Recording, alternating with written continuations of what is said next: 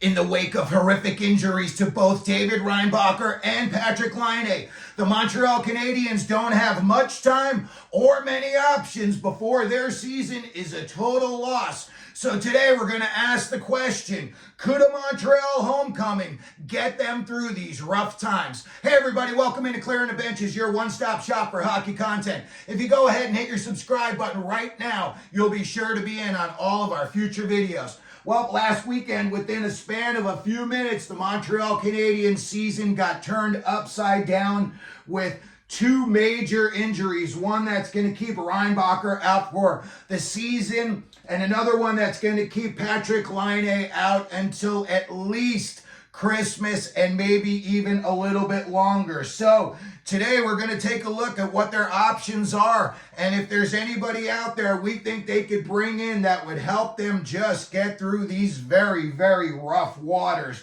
The first thing we're going to need to see is guys on that lineup already to step up. And these guys, unfortunately for them, are going to be pressured into having, the best years of their career so far. And we're talking about a bunch of very, very young guys in Juraj Slafkovsky, Suzuki, Caulfield, and now Lane Hudson on the back end. I think the Canadiens are really going to put their foot to the gas pedal with Hudson, and he's going to be seeing probably upwards of 20 minutes a night on the back end in Montreal. It's going to be trial by fire for the kid, but I'll tell you what, in 3 years, what this experience does for him now could really, really elevate his NHL career. When we look at Kaden Goule, very interesting situation. He had appendix surgery on September 18th, but somehow he's already skating, and the Canadiens have listed him as day-to-day. On the internet, there's a bunch of stories talking about people who have had appendix surgery, and they're like, there's no way this guy should be skating right now. He's going to do more injury to himself than he is in terms of a recovery. Everyone is saying this guy's got to get off the ice, and he's got to give it some time. So we'll see how the Canadiens play it out. But right now, Kaden Goule is skating. And when I looked at Montreal's salary situation as of this morning, they're $2 million over the cap. So they've got to really figure things out unless they're just going to let this season circle the drain, take their lumps, and maybe go after the first overall pick in next year's draft. What are their options to replace David Reinbacher on the back end? There's a couple of guys out there in the NHL that I think the Canadiens could dial up their teams, and they may get a positive response in, answering the question, what would you want for this guy? And two guys, to me, that have both been around the block. They're nothing, spectacular, but I think they both play fairly solid, consistent games, and I think that's exactly what the Canadiens need right now. They're in some crazy rough waters. They just need to, settle things down. Cam Fowler of the Anaheim Ducks, he's been in the league 14 years now. I think he would be a really, really good addition to the Canadiens on the back end. And, you've already got a guy like Hudson who's kind of got the same situation as Fowler, a little bit of a smaller offensive-minded defenseman. So a guy like Fowler could, not only help the Canadiens now on the back end, but also be a good mentor for Lane Hudson down the line. And another guy is the Winnipeg Jets' Neil Pionk. I think he would be a good, just a stabling factor. Listen, to me, and maybe the Winnipeg Jets fans are going to disagree with me, but I don't think he gets too high or too low. He kind of plays a middle-of-the-road game, and I think if the Canadiens were to tell him, hey, listen, don't worry so much about the offense. Let's just worry about the defensive zone and getting the pucks out on clean breaks. I think Neil Pionk would be a good trade partner. When there's other guys that are still out there, Mark Giordano, I know he's, old as dirt, but the word is he still wants to play, and like he did for Seattle in their first year, he could be a great mentor to some of these young kids, especially on the back end, as well. And he was a guy that really never cheated the game for offensive glory. He always took care of his back end first. So I think a guy,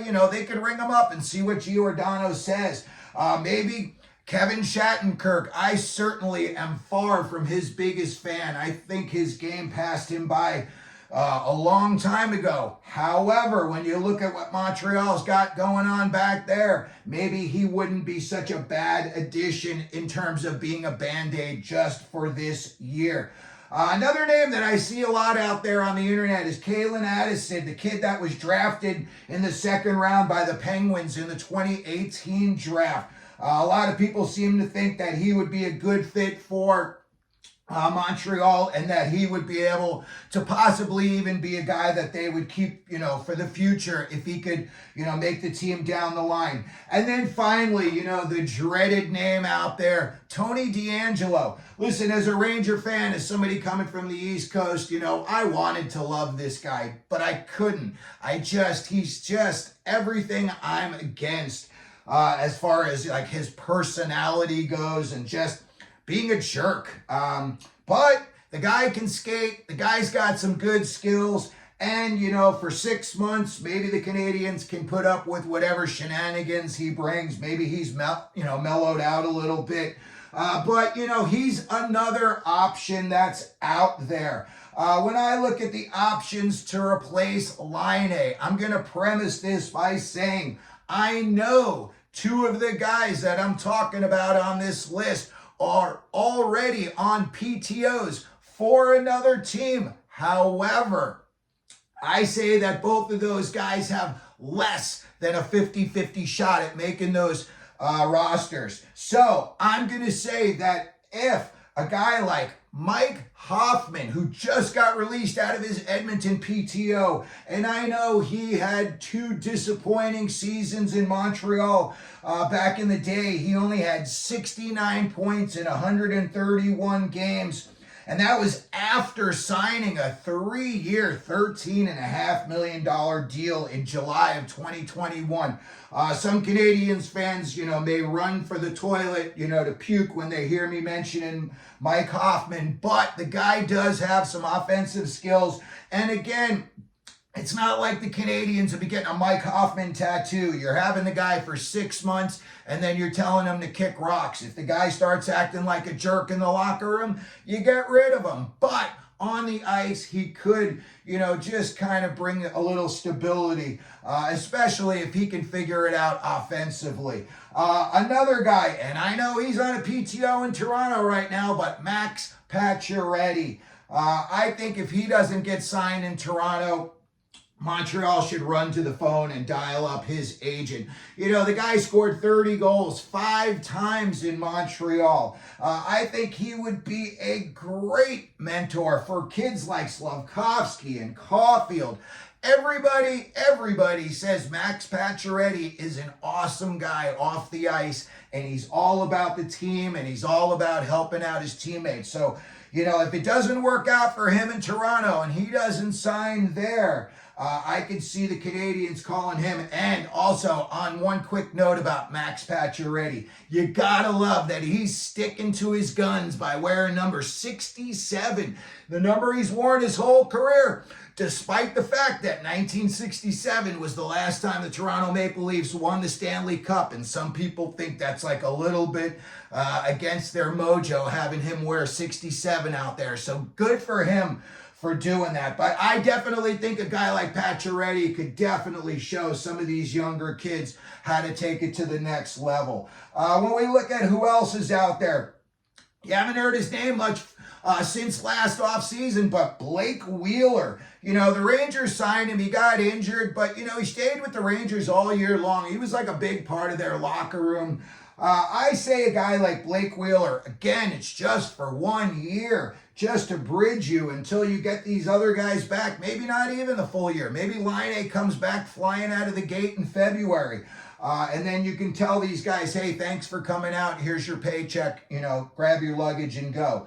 I think Blake Wheeler is a big-bodied guy. Again, a good mentor for some of these guys. I know he doesn't have the most outgoing personality, I've heard, But I think on the ice, the way the guy plays the game, all you have to do is watch him and you could learn a few things. So maybe that's somebody that the Canadiens dial up and see what happens. Another guy on another PTO is Tyler Johnson. I know he's on a PTO with the Bruins right now, and they're saying it's a roll of the dice whether he's going to make the team or not. I know he had a nice goal the other night in an exhibition game, so maybe the Bruins are going to bite on him. But if not, I would think that would be somebody that the Canadiens would call up and say, hey, you want to come in for a year and just play with some of our young kids and see if you can show them anything.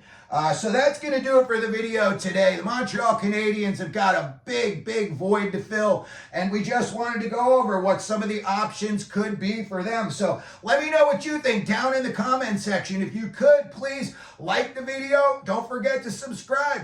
And as we always do here at Clearing the Benches, let them know you're out there.